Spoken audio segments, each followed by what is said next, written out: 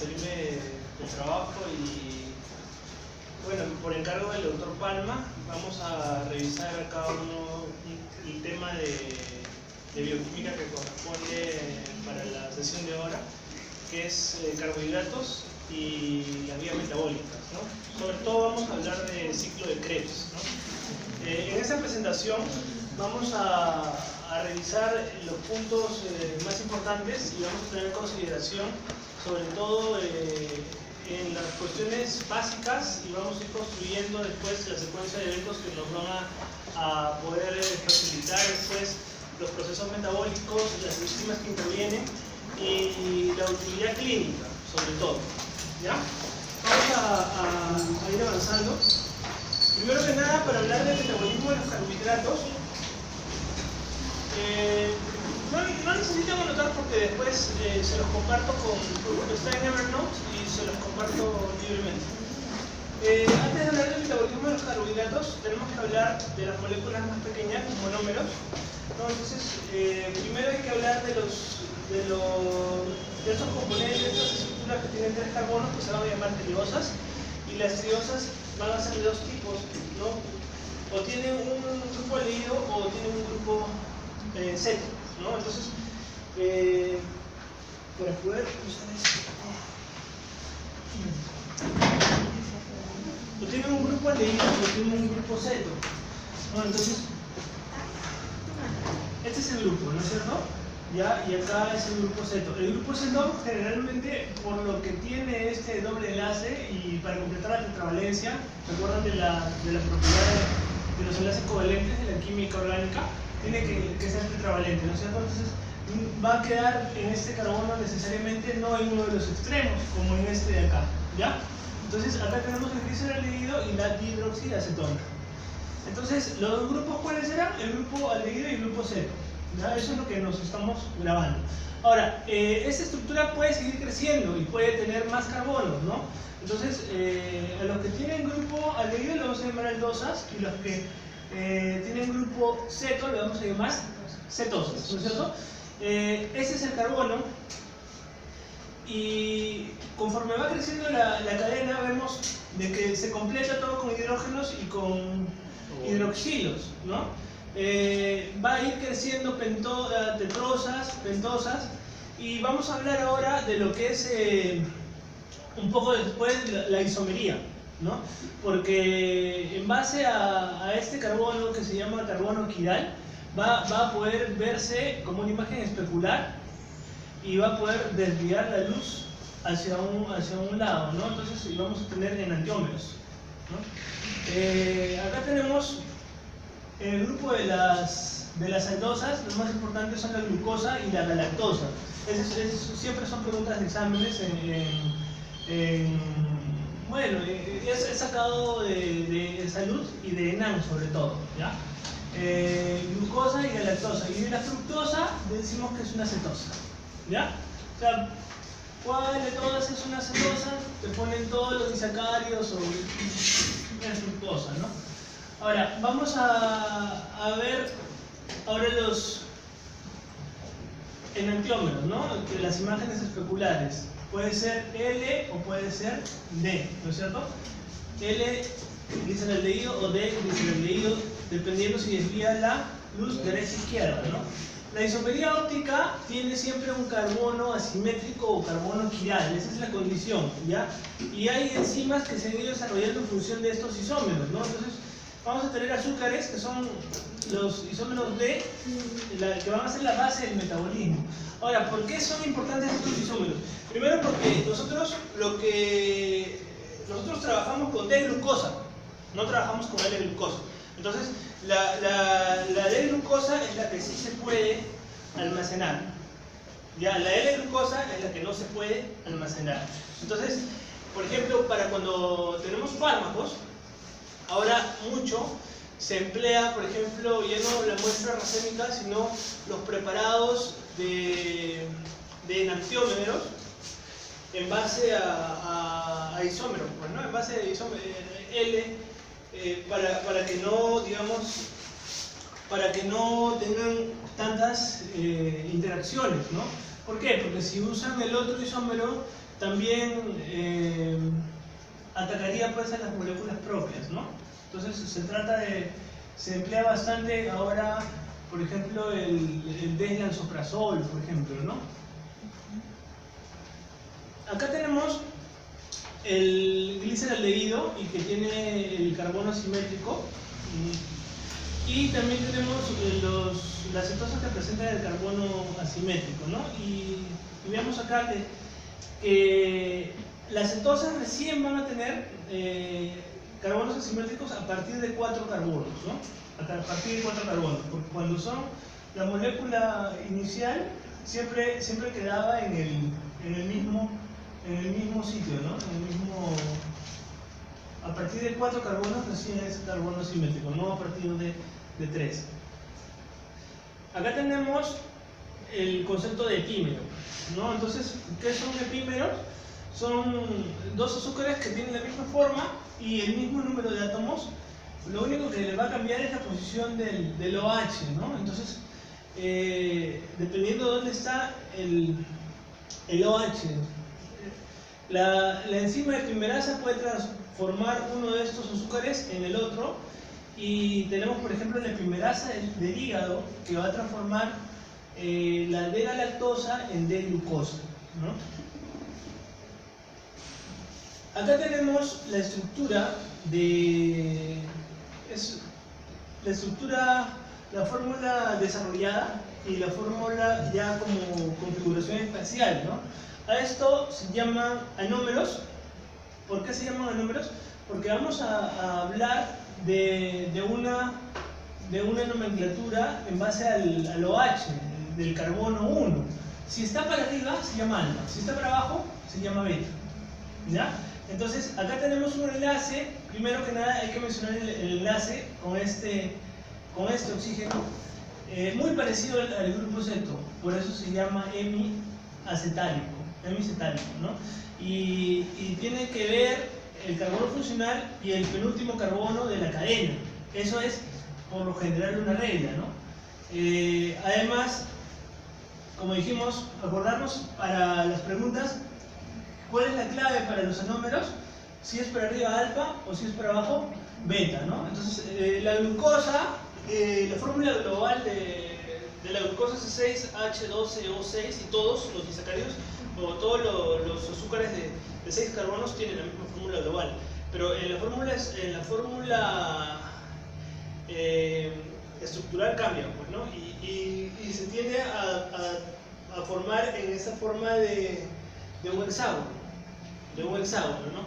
Y si ese es el hexágono, cuando el hexágono tiene los bracitos para abajo es glucosa, cuando tiene bracitos para arriba es galactosa, ¿ya? Esa es una técnica, ¿no? Para acordarse, ¿no? El nombre o sea, ¿qué quiere decir alfa o beta, ¿no? El nombre correcto del azúcar que consumimos es la alfa de glucosa. Alfa de glucosa, ¿no es cierto? Porque es un anómero, porque tiene el OH para arriba, ¿no? Disculpen, se me falta. Dígame.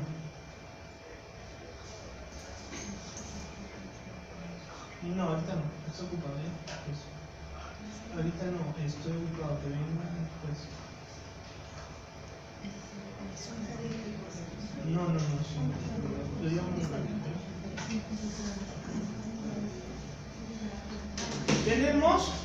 Tenemos acá el nombre correcto, ¿no? De la glucosa. Tenemos acá los glucósidos. ¿Qué cosa van a ser glucósidos? Glucósidos van a ser las moléculas glucosas, o sea, azúcares, más cualquier otra molécula. Eso va a ser un glucósido. ¿Ya? Eso va a ser un glucósido. Vamos a responder una pregunta. Ya está respondida. Ya, bueno. Varón de 67 años que sufre insuficiencia cardíaca toma dioxina que contiene un componente lúcido y uno que no es lúcido unido mediante oxígeno, ¿no? La dioxina se clasifica ¿cómo qué se clasificaría? Como un glucósido, ¿no? Como un glucósido. Ya, acá es Me olvidé de sacarle la... Bueno, vamos a ver ahora, en estos disacáridos tenemos acá la maltosa, que está formada por glucosa con glucosa, pero hay que ver que está el primer carbono, ¿no? El carbono 1 de un lado. Y tenemos también acá dos glucosas, la maltosa y la isomaltosa, ¿no? Cambia solamente la posición de los carbonos que se unen, ¿no? Hay que ver también el enlace beta 1,4 en este lado, cuando está para arriba es beta, ¿sí? Y el carbono 1 es 1, 2, 3, 4, ¿no es cierto? Se ubican en esta fórmula. Siempre la glucosa, el carbono 1 es el que tiene más cerca al radical, ¿no? 1, 2, 3, 4, 5, 6. Entonces, este es 1 y este es 4. La lactosa puede ser digerida, ¿no? Entonces, nosotros tenemos lactasa intestinal, ¿no? La lactasa intestinal es una beta-glucosidasa. Ese es un ejemplo de de enlace beta 1,4, ¿no? Entonces, generalmente las enzimas adquieren el nombre del sustrato o del enlace también donde actúan, ¿no? Acá tenemos a la sacarosa, que tiene un enlace alfa 1, y beta 2, ¿no? Eso tiene que ver con los carbonos. Ahora, acá a la fructosa se le llama azúcar invertida, porque ya no puede ser de otra forma, ya no puede unirse a otro grupo más, ¿no? En cambio en estos disacáridos siempre quedaba un grupo funcional para poder seguir enlazándose a otra cadena, a otra molécula más, ¿no? En cambio, a la fructosa acá se le llama azúcar invertida, a la sacarosa. Se unen ambos carbonos funcionales acá. Esa es la característica, ¿no? Ambos carbonos funcionales, y por eso ya no tienen opción a unirse a otro grupo. ¿Y cómo se llama la enzima? Como es sacarosa, sacarasa, ¿no? O también se llama invertasa, ¿no? Vamos a acordarnos que los oligosacáridos son moléculas constituidas por monómeros, ¿no? Los monómeros son estos azúcares, ¿no? Pero hasta 9 se llaman oligosacáridos, menos de 10. Y más de 10 moléculas se llaman polisacáridos. Vamos a acordarnos también, vemos primero la distribución lineal, cuando están unidos todas son moléculas de glucosa y tienen el mismo enlace, alfa 1,4 en cadena lineal, se van a llamar homopolisacáridos, ¿no? Pero también, por ejemplo, nosotros tenemos el almidón y el glucógeno, ¿no? Que van a estar formados en este tipo van a tener este tipo de estructuras y este tipo de enlaces, porque van a tener una cadena ramificada, ¿no? Entonces, acá tenemos a la amilopectina que tiene un enlace alfa 1,6, ¿no? O sea, cuando ya las cadenas empiezan a unirse de arriba hacia abajo, tienen que reaccionar con ese carbono alfa 1,6. Se forma ese enlace. La celulosa es el único enlace del tipo beta 1,4 en el ser humano. La celulosa no puede ser digerida, ¿no? Eso sí lo tenemos muy claro, ¿no? También tenemos lo que son los heteropolisacáridos, ¿ya? Entonces, en los heteropolisacáridos vamos a ver primero dos azúcares que han sido modificados en la cadena, ¿no? Entonces, y tenemos acá, por ejemplo, el ácido hialurónico, el conductil sulfato, el dermatán sulfato, la heparina, el heparán sulfato, el queratán sulfato, ¿no? Entonces, acá tenemos un grupo amino, ¿lo reconocen?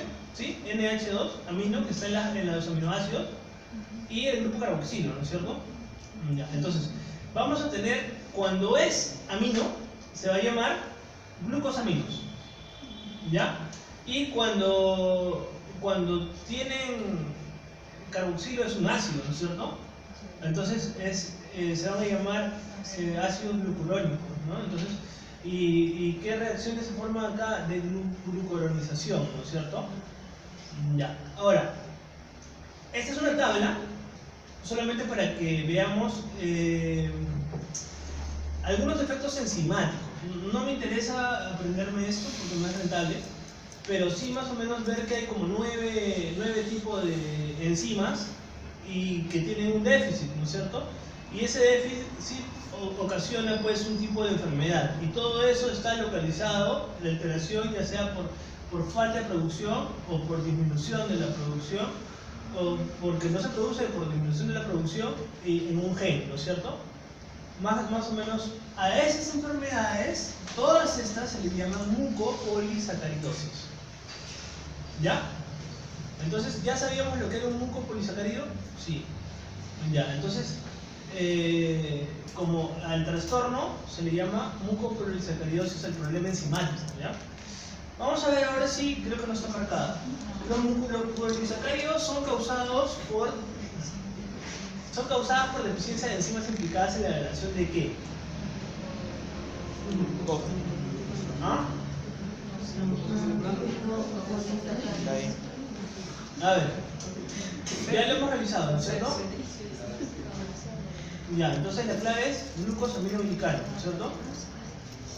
Acá estamos, lo que acabamos de revisar, ¿no? Vemos acá que unos son glucosaminos y otros están con ácido hialurónico, ¿no es cierto? Entonces, la hepalina también es glucosamino, ¿no es cierto? Entonces, toditos estos tienen una alteración genética, déficit de la enzima, y se llama mucopolisacaridosis. Ya. Ahora, también vamos a hablar ahora de unos transportadores. ¿Se acuerdan de la membrana celular, no es cierto? En la membrana celular nosotros teníamos transportes. Primero, hay una distribución de la bicapa y hay estructuras proteicas, glicoproteicas, y teníamos transportadores, ¿no es cierto? Y también teníamos poros, ¿no? Estructuras proteicas que pueden funcionar como poros, ¿no? Entonces, tenemos acá estructuras que funcionan como compuerta para que ingresen solutos, ¿ya? Van a ser estos transportadores, ¿ya? Vamos a acordarnos de los GLUT, porque los GLUT son bien necesarios, ¿no? Sobre todo para ver qué cosa es lo que dejan pasar y en función de qué, ¿no? Y para qué sirve, ¿no? Entonces, acordémonos, por ejemplo, de dónde se ubican y qué cosas son lo que van a qué van a ser permeables, qué transportan. Entonces, el GLUT 1, todos los GLUT son hasta el 4, todos dejan pasar glucosa, ¿ya? Algunos, como el GLUT 2, dejan pasar la fructosa. Algunos, como el GLUT 3, dejan pasar la lactosa. Entonces, vamos a ver acá también. El GLUT 1, ¿dónde se encuentra? En el eritrocito, en la barrera hematoencefálica, placentaria, retina. El GLUT 2 en las células beta del páncreas, ¿no es cierto? El GLUT 3 en el cerebro, el riñón. Espera, es que todo está o sea, en realidad solamente es para que ustedes ordenen, porque la información está ordenada. Entonces, cuando ustedes quieren revisar de nuevo, vuelven acá. ¿Ya? Entonces, veamos el GLUT 4, músculo esquelético, cardíaco y tejido adiposo. ¿Ya? Ahora viene la pregunta de esto, ¿ya? Pero viene la pregunta con trampa. A ver, dice, ¿cuál es el transportador de glucosa que permite la absorción de fructosa por las células del intestino y del riñón? ¿No? Ahora, yo marcaría el 2, ¿no es cierto? Porque puede ser el 2, ¿no?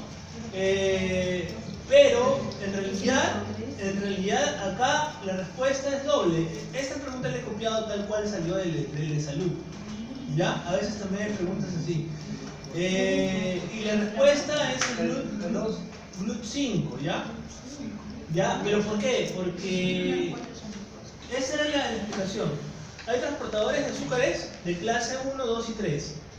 El de clase 1 son del 1 al 4 y transportan, entre comillas, solo glucosa, ¿ya? Pero también hay excepto, como hemos visto ahí, galactosa y fructosa, ¿no? Entonces el 2 también podría transportar y también podría estar en el intestino, ¿no?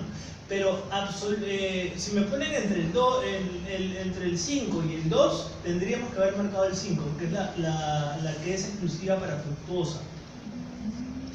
¿Ya? ¿Y cómo reconozco los de fructosa? Simplemente desde el 5 y empiezan 5, 7, ya son números impares, ¿no? Obviamente 5, 7, 9, 11, nada más, ¿no? Y acá por lo general es aprenderse 3 GLUT de acá y 1 de acá, ¿no? Con lo que ven acá, mire, este de acá dice localización de los tejidos sin determinar. No interesa mucho, no tiene importancia tanta clínica, ¿no? Ahora, acá veamos.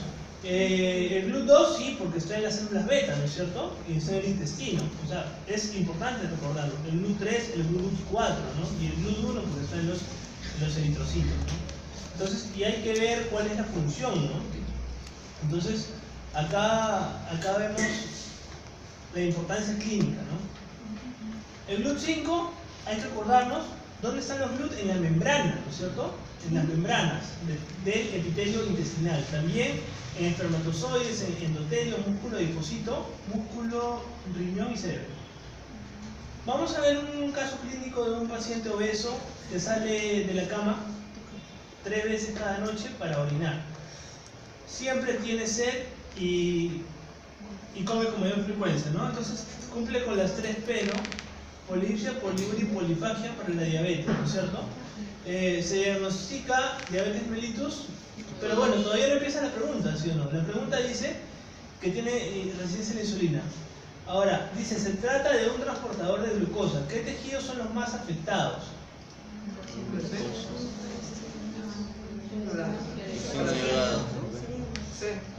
¿Cuál es?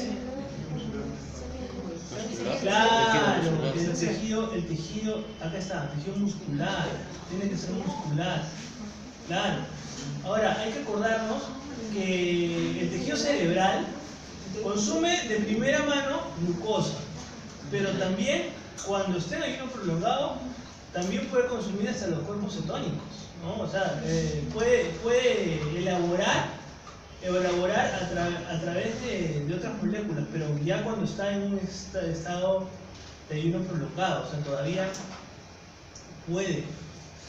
Tras la ingestión de un trozo de pastel que contiene harina, leche y sacarosa como principales ingredientes, los principales productos carbohidratos que llegan a la sangre son ¿cuáles? A ver. Claro, ¿no? O sea, está fácil la pregunta, pero hay que razonarla, ¿no? La leche, ¿qué cosa es? Sacarosa. Glucosa más fructosa, sacarosa. Y ya, pues ya está, ¿no? Sí, pues, ¿no? Sí. ¿Ya? Bueno. Entonces, eso ha sido un poco algo para motivarnos, ¿no? Vamos a revisar los destinos. ¿Qué es lo que hace el organismo? Bueno, ya tenemos la glucosa, hay que ingresarla, ¿no es cierto? Ya, pero ¿a dónde vamos a ingresarla y qué es lo que hace el organismo con la glucosa? ¿Para qué queremos glucosa? Para elaborar energía, ¿no es cierto? O sea, ATP, ¿no? Entonces, y ese proceso puede ser dependiente de oxígeno o puede ser independiente de oxígeno, ¿no es cierto? Ya, puede ser en el citosol o puede ser en la mitocondria, ¿no es cierto? ¿Sí? Todas estas reacciones. Y además pueden intervenir sistemas que nos aportan un plus más de ATP, como pueden ser las lanzaderas, ¿no? Las lanzaderas, que dependiendo de la lanzadera se consigue una determinada cantidad de ATP, ¿no? Vamos a revisar. ¿Qué hacemos con la glucosa? La glucosa tiene, primero que nada, la vía más antigua de que data pues de hace millones de años es la glicólisis, ¿no? Y después ya tenemos las otras vías, ¿no? ¿Y qué es lo que hace el organismo? Primero, para que la glucosa ingrese y se quede, tiene que ser fosforilada, porque si no se fosforila la glucosa se sale. ¿Ya? Esa es la clave, ¿ya? Ingresa la glicólisis va a estar presente en todas las células. En todas las células. Ahora, hay que acordarnos también de que hay células, por ejemplo, los eritrocitos no tienen núcleo, ¿no es cierto? Ya. Entonces hay que ver si tienen oxígeno o no tienen oxígeno, ¿no? Vamos a ver en la diapositiva la vía glicolítica, secuencia glicolítica desde Meyerhoff. Esto que ven acá es simplemente para revisar lo que ocurre en base a una molécula de glucosa, ¿ya? Que va a ser finalmente que como producto final te quede piruvato, ¿no es cierto? Ya, entonces vamos a ver acá las enzimas también que intervienen, vamos a ver los productos, ¿correcto? Y finalmente, ¿qué es lo que va ocurriendo? ¿Ya? ¿Cuál es la función de la vía glicolítica? Generar piruvato, ¿sí o no? Acá está el gráfico, piruvato, ¿no? Y acá tenemos que el ATP se desfosforila y se queda en ADP. Después, acá nos queda la glucosa 6-fosfato, después se transforma en glucosa 6 fructosa 6-fosfato y vamos a tener acá una reacción, ¿no? Que puede ser reversible de ambos lados, ¿no? Pero obviamente para que se quede tiene que ser fosforilada, ¿no? Y acá ya vemos que se van produciendo, vamos teniendo los transportadores reducidos, ¿no? El NAT, ¿no? El NAT se dice reducido cuando tiene el H, ¿no? NAT-H, ¿no? ¿Y qué son? Son transportadores de electrones, ¿no? Entonces, son transportadores de electrones que nos van a llevar a producir más, a generar ATP, ¿no es cierto? Ya, entonces, tenemos acá en el sistema, vamos a hacer el balance general, ¿no? Vamos a revisar acá el balance que les he hecho. La glucosa tiene 6 carbonos, ¿no es cierto? ¿El piruvato cuántos carbonos tiene? 3. Entonces, una glucosa va a equivaler a 2 piruvatos. ¿Ya? Este es el balance. La enzima que actúa, en primer lugar, es una hexoquinasa. Acá. ¿Qué quiere decir? Que está liberando, está gastando, ¿no es cierto? Está gastando un ATP. ¿Listo? La otra enzima es la glucosa 3-fosfato deshidrogenasa, ¿ya? Que es bien conocida. Y después tenemos la fosfoliceratoquinasa, que es la primera enzima que produce 2 ATP. O sea, ¿qué quiere decir? Que hasta ahí, ¿cuántos ATPs tenemos? Acá hemos consumido un ATP y otro ATP, ¿no es cierto? Sí. Y de ahí viene la glucosa 6-fosfato deshidrogenasa y la fosfoliceratoquinasa. Quinasa porque produce 2 ATP, ¿no es cierto? Hasta ahí, ¿cuántos tenemos? 4. No, 4 no. Acá hemos gastado 2, ¿no es cierto? Ya. Si acá hemos producido 2, entonces ¿cuánto tenemos? 0. 0 tenemos, ¿no es cierto? Ya, entonces, de ahí tenemos la piruvato-quinasa que va a formar 2 ATPs. ¿Ya? La piruvato-quinasa va a formar 2 ATPs. ¿Cuántos ATPs tenemos? 2, porque hasta ahí el balance es positivo 2 nada más. Entonces, las preguntas de esta vía vienen en base a estas enzimas y a los productos formados. ¿Ya? Y a los productos formados.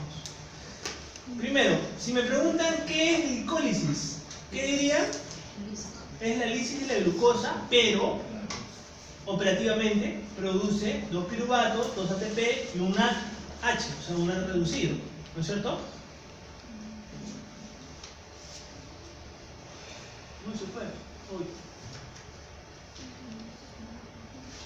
Para corregirlo, si no me olvido. Productos formados.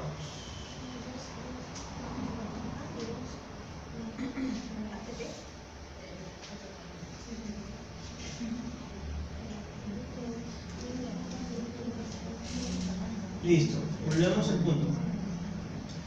Ya, entonces, después de... Uy, se perdió. Ya, entonces, Preguntas en base a estos productos formados. ¿Qué es la glicólisis? Se producen 2 piruvatos, 2 ATP y un H. ¿Listo? Esta glicólisis puede ser aeróbica, ¿no es cierto? Y puede ser anaeróbica, ¿no es cierto? Está mal. Ya. Para acordarnos en este esquema, cuando nosotros veamos los esquemas que aparecen en los textos, salen a partir de una molécula de glucosa y nos acordamos de que se están produciendo, por cada uno se produce doble, ¿no es cierto? ¿Sí? Porque son 6 y el otro 3 carbonos, ¿no es cierto? Ya, te pone la glucosa, pero en realidad, acordémonos que son 2 moléculas, ¿no es cierto? Sí, o sea, en el esquema, cuando veamos ciclo de 3, son 2 vueltas. Y aparece, tenemos que multiplicarlo por 2, ¿ya? Vamos a seguir viendo el balance, ¿ya? La regulación de la glucólisis es en base, primero que nada, vemos a una exoquinasa, que ya lo mencionamos hace un momento, ¿no? Después, la fosfofructoquinasa y hay la piruvatoquinasa, ¿correcto? Estas son las que producen pues las moléculas de ATP. Cuando veamos acá el AMP cíclico es un nucleótido, ¿no es cierto? Es un nucleótido cíclico, ¿ya? Que también viene el AMP cíclico viene del ATP también, ¿ya? Entonces, acordémonos que el sustrato inicial es la glucosa y va a terminar en piruvato, y el sustrato previo, el paso previo es el fósforo en piruvato, ¿ya? La regulación, nosotros tenemos que ver que las vías, los procesos, siempre tienen un tipo de regulación, ¿no? Que es un feedback, ¿no es cierto? El feedback va a estar dado por esta exoquinasa que gasta el ATP regulada por su producto inmediato, ¿ya? Entonces, ¿qué quiere decir? Que esta exoquinasa va a regular el producto inmediato, el ATP